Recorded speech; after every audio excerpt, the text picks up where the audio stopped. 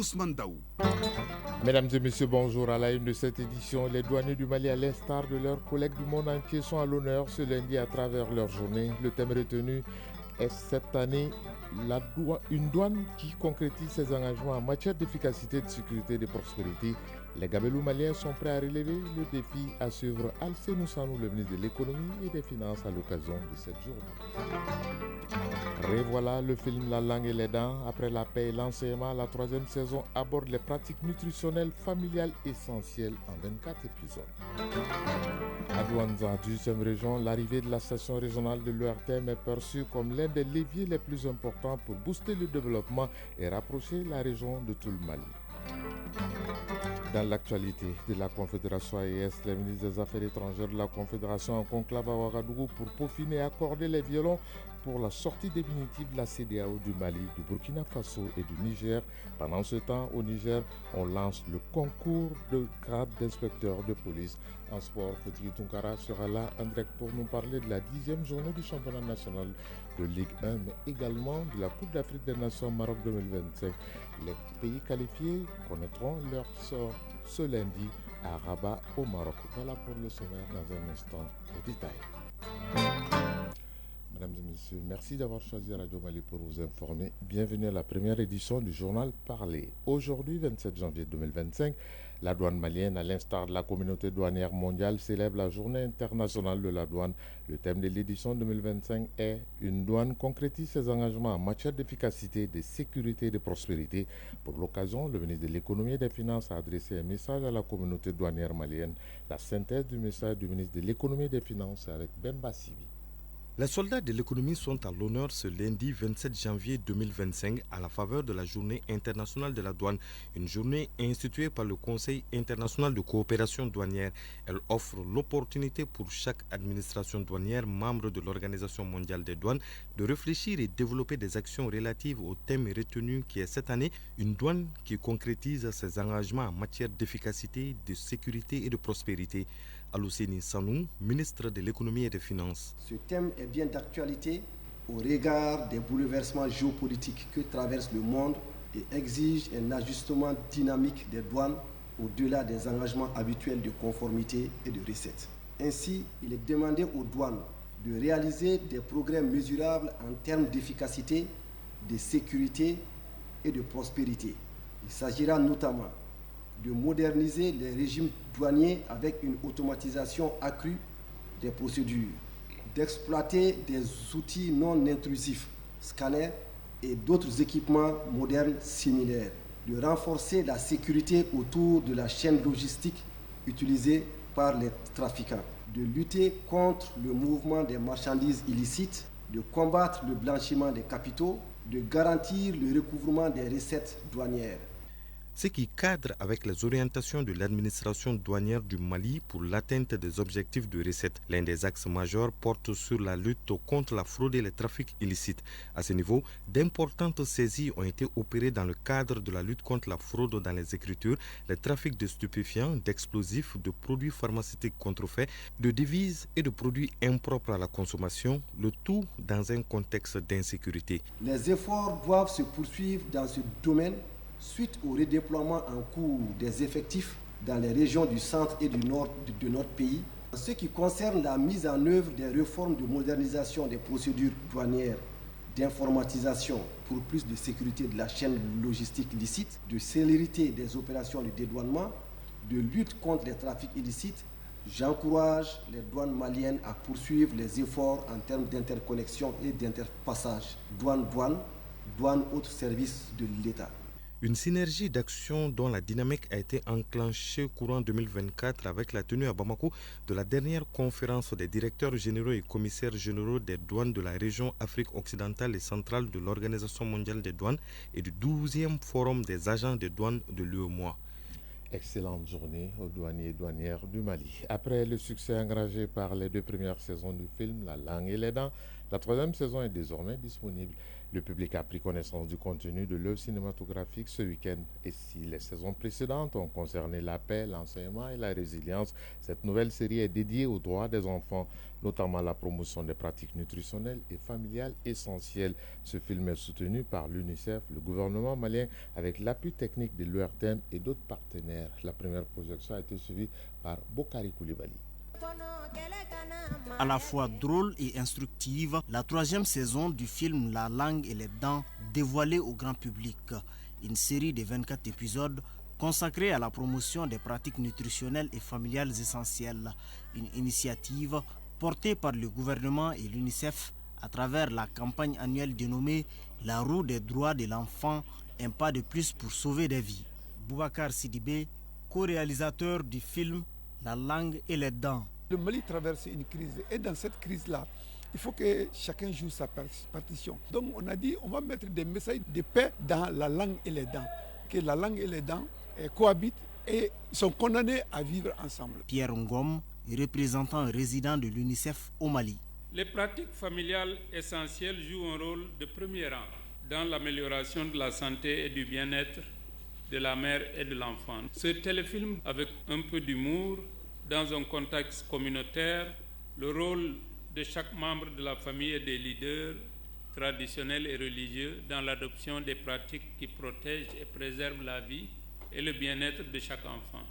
Les thématiques abordées dans cette œuvre cinématographique sont relatives à l'allaitement maternel, la consultation prénatale, la vaccination des enfants, entre autres. Un film financé par l'État canadien avec l'appui technique de l'ORTM et du CNIEX. Hassan Baba Djombele, directeur général de l'ORTM.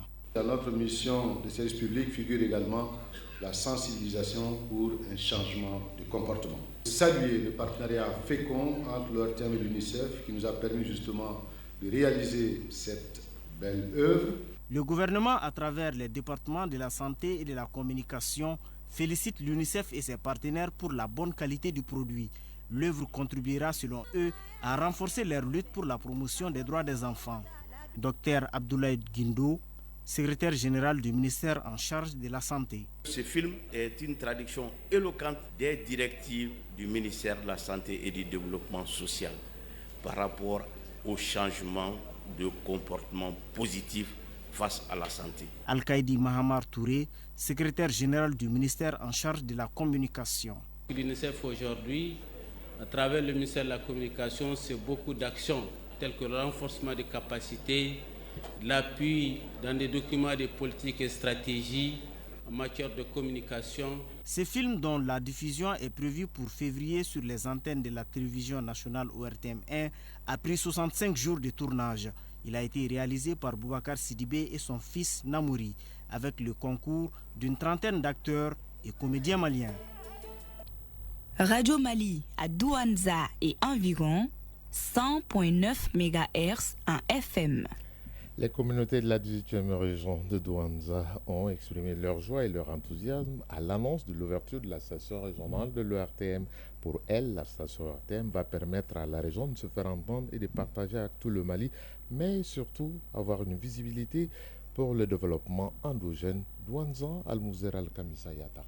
Douanza, véritable carrefour et ville cosmopolite, regorge d'activités diversifiées et d'un potentiel immense. Aldioumare Dambélé, secrétaire général du bureau régional de la jeunesse. C'est un sentiment de joie, de remerciement à l'endroit de nos autorités de la transition qui ont quand même sont en train de faire tout pour mettre pratiquement toutes les nouvelles régions aussi dans leurs droits. Aussi, la station régionale de l'ORTM offrira une plateforme idéale pour les femmes de Douanza. Bassoma dit Aminata Issabré, présidente de la CAFO. L'image, c'est le développement. L'ORTM, la radio, c'est un moyen de développement efficace pour des zones reculées ou pour des coins un peu enclavés. Donc nous, les femmes de Douanza, c'est vraiment une chose qui nous va droit au cœur. Docteur Seydou Kanté, médecin-chef du CCRF de Douanza. Pour qui connaît l'importance de l'information aujourd'hui dans le domaine sanitaire, nous ne pouvons que saluer votre arrivée. Vous pouvez nous aider dans beaucoup de domaines tels que la sensibilisation, la mobilisation des masses médias, l'éducation de la population par rapport à certaines pratiques dans le domaine sanitaire et l'information à temps pour le bon déroulement de nombreuses activités dans le domaine sanitaire. La ville est également riche d'un patrimoine culturel exceptionnel, avec ses impressionnantes falaises et son histoire. Douanza est un véritable site culturel par excellence. Issa Kassissé, représentant du chef de village. C'est ça qu'on attendait, vous êtes bienvenue. Bon, merci au RTM, on est très contents. Hamadoun Diko, président de l'association des municipalités. Surtout les collectivités de la région de Douanza. Nous sommes très contents de recevoir l'équipe régionale de la région de Douanza, parce que c'est une équipe qu'on attendait il y a longtemps. Ainsi, la dynamique de développement impulsée par les autorités régionales contribue à l'essor de la ville et à la mise en valeur de ses richesses. Agali Ag Inamoudi Yatara, gouverneur de la région de Douanza. Douanza, bien qu'étant une région du centre, est située dans une zone appelée le Tako-Gourma, ce qui fait qu'elle a une frontière avec le Burkina Faso. Donc elle va faire vraiment découvrir au public aussi toutes les activités socio-économiques vraiment qui sont en train d'être faites vraiment par les braves populations de la région de Douanza. Toutes choses qui rentrent vraiment parfaitement dans l'opéralisation de la nouvelle région. L'équipe de l'ORTM de Douanza, dotée de matériel de qualité, est prête à relever ces défis. Douanza, Almouzer Al-Kamissa Yatara, Boubacar Karala Mega pour l'ORTM.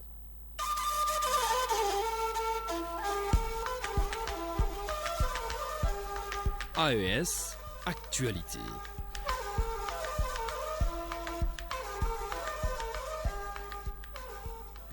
Vous l'avez compris, ce générique annonce l'actualité dans l'AES de direction Ouagadougou. Après la réunion des experts, les ministres des Affaires étrangères de la Confédération des États du Sahel étaient en conclave ce week-end dans la capitale du Burkina Faso. Cette rencontre de haut niveau s'est tenue en prélude à la sortie définitive des États de la Confédération AES de la CEDEAO. Les ministres ont examiné les propositions faites par les experts pour harmoniser les points de vue pour les futures négociations avec la CEDEAO sur les conditions de retraite définitive des trois pays. La réunion a été suivie par Awawi Drago de la radio du Burkina Faso. La réunion des ministres des Affaires étrangères de ce 26 janvier à Ouagadougou constitue un moment clé pour l'avenir de la Confédération des États du Sahel, a indiqué le ministre en charge des Affaires étrangères de la République du Mali dans son discours d'ouverture des travaux. Selon Abdoulaye Diop, c'est une réunion qui va tracer les prochaines étapes et les perspectives d'échange avec la CEDEAO. À cette rencontre capitale, les ministres examineront le document qui va guider les actions de l'AES proposées par les experts. La démarche s'inscrit dans une dynamique de concertation, de dialogue, afin d'harmoniser les points de vue pour asseoir une base solide du retrait de l'AES de l'organisation sous-régionale, précise le chef de la diplomatie burkinabé. Les échanges donnent surtout l'occasion d'affiner les positions en vue des négociations futures avec la CEDEAO sur les conditions de retrait définitif, poursuit Karamoko Jean-Marie Traoré. Il faut surtout travailler à minimiser les impacts du retrait en vue de garantir les intérêts des populations et le développement socio-économique de l'AES. Les travaux des chefs de la diplomatie des pays de l'AES seront donc sanctionnés d'un document stratégique selon le ministre nigérien des Affaires étrangères, Bakary Yaou Sangari. Du reste, selon le chef de la diplomatie du Mali, la vision est de faire de l'AES un espace de paix, de développement, de solidarité, d'intégration, de souveraineté et surtout débarrasser de l'esprit de domination et d'ingérence. Au Niger, lancement hier à Niamey sur l'ensemble du territoire nigérien des épreuves du concours professionnel des inspecteurs de police. Au titre de la région de Maradi, c'est le gouverneur de la région, le contrôleur général de police Issoufou Maman, qui a procédé au lancement du concours. Sanda Nathalie de la radio du Niger nous fait le compte rendu.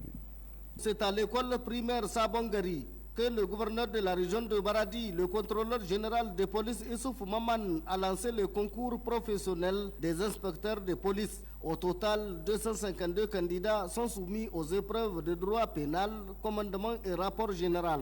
Devant ces candidats, en présence du secrétaire général du gouvernorat et des responsables régionaux des services des forces de défense et de sécurité, le gouverneur a procédé à la lecture du mémorandum relatif à ce concours, à l'ouverture de l'enveloppe scellée contenant la première épreuve et au conseil d'usage. Donner l'assurance qu'avec le GNSP, c'est des concours propres. Cela veut dire que tout celui qui fournit l'effort nécessaire peut réussir. Prenez le temps de lire vos copies, comprendre le sujet avant de le traiter. Vous avez des citoyens exemplaires. Donc on n'a pas besoin de vous dire qu'on ne peut pas tolérer la tricherie. Comptez sur vous-même. Le contrôleur général de police Issouf Maman a enfin rassuré que toutes les conditions sont créées pour un bon déroulement de ce concours.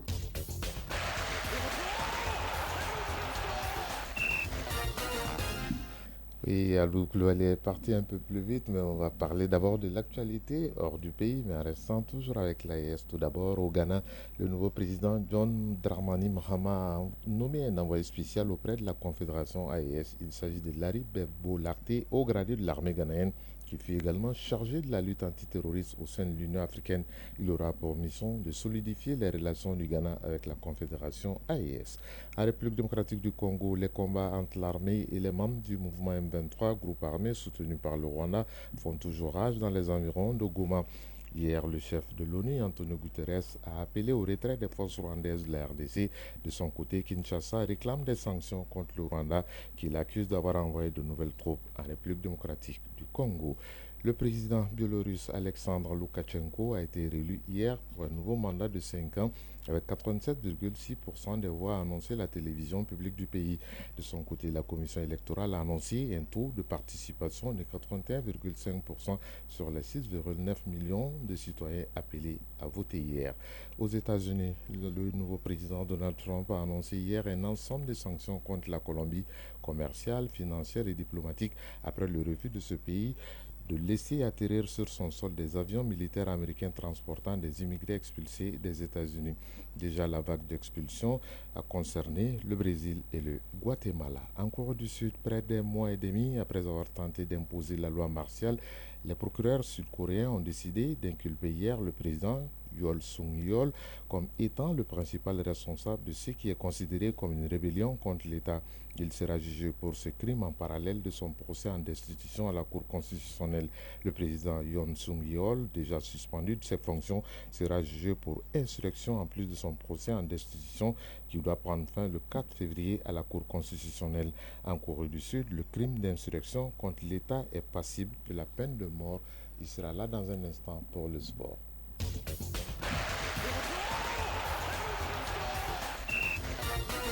À cette heure passée de 16 minutes, nous accueillons dans ce journal celui que j'appelle affectueusement Doutiki Bafouti Tunkara. Une fois n'est pas coutume, au lieu de 13h, lundi, on se retrouve à cette heure. Bonjour et bienvenue.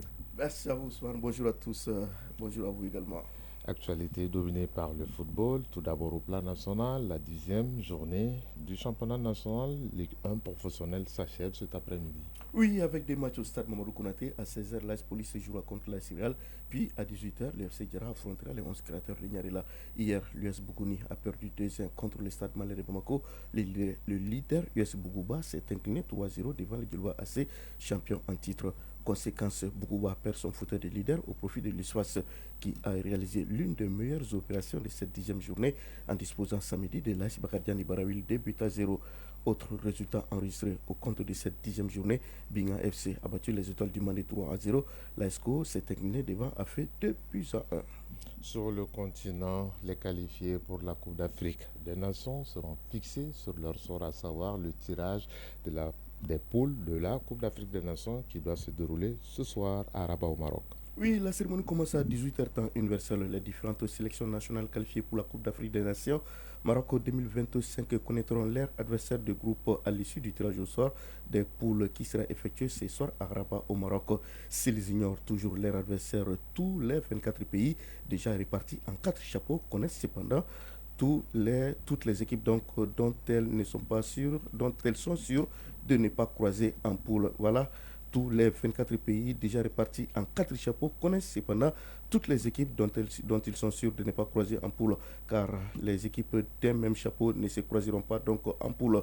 Placés dans le chapeau D, les Aigles du Mali évitent ainsi des équipes comme le Cameroun, la Tunisie, l'Afrique du Sud, la RDC et le Burkina Faso, mais ils devront cependant rencontrer l'une des nations du chapeau 1, composé du Maroc, pays hôte, du Sénégal, de l'Égypte, de l'Algérie, du Nigeria et de la Côte d'Ivoire, tenante du titre. Le chapeau 3 est constitué du Gabon, de l'Angola, de la Zambie, de l'Ouganda, de la Guinée équatoriale et du Bénin.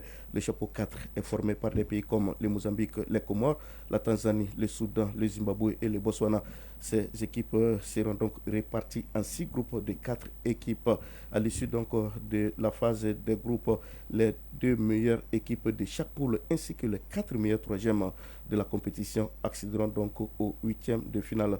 La CAN 2025 est prévue du 21 décembre 2025 au 18 janvier 2026 au Maroc. Le logo officiel de cette CAN d'ailleurs a été officiellement dévoilé samedi à Rabat au Maroc. Vous savez, Fouti Tongara, je vais me lancer dans un pari. On peut bien noter, mon petit doigt me dit que la poule du Mali sera constituée de la Côte d'Ivoire, de la Zambie et de la Côte d'Ivoire encore. Notez-le bien en tout cas de toutes les façons. On va terminer avec la liste des candidats retenus pour l'élection des membres africains au Conseil de la FIFA. Cette liste a été dévoilée hier, dimanche, par la Confédération africaine de football. Oui, les membres africains candidats au prestigieux Conseil de la FIFA sont désormais connus. Les noms ont été rendus publics hier dimanche par la CAF qui a dévoilé la liste des candidats retenus par la Commission de gouvernance et de conformité de la FIFA après examen des candidatures.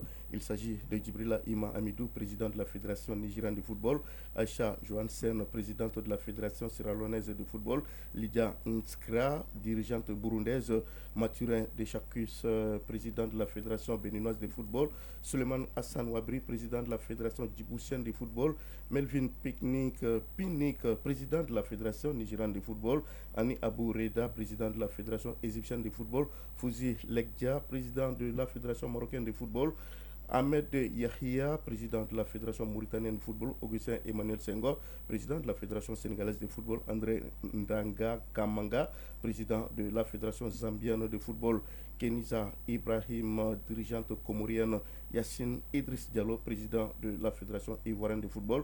Le Malien Mamtou Touré Bavier a renoncé à sa succession via un communiqué de presse en début de semaine dernière. Il s'est désisté de la course en décidant de retirer sa candidature. Ces élections CAF et FIFA vont se dérouler lors de la 14e Assemblée générale extraordinaire de la CAF qui aura lieu le 12 mars prochain au Caire en Égypte. Merci Fouti Toukara. À 13h exceptionnellement, vous serez avec Barakissa Ouattara. Il est 7h20 à Dramane, région Nekaï. C'est la fin de cette session d'information qui vous a été présentée par Ousmane Dao, mise en onde Alou Koulibaly, mise en ligne Mohamed Koulibaly. Tout à l'heure, après moi, vous serez en compagnie de Fatim Damélé pour les avis et communiqués. Bonne semaine à toutes et à tous. Chacun de nous ne peut être une étoile, mais tâchons de briller pour éclairer. Là où nous sommes, tout le plaisir a été pour nous de vous servir. Au revoir et à très bientôt.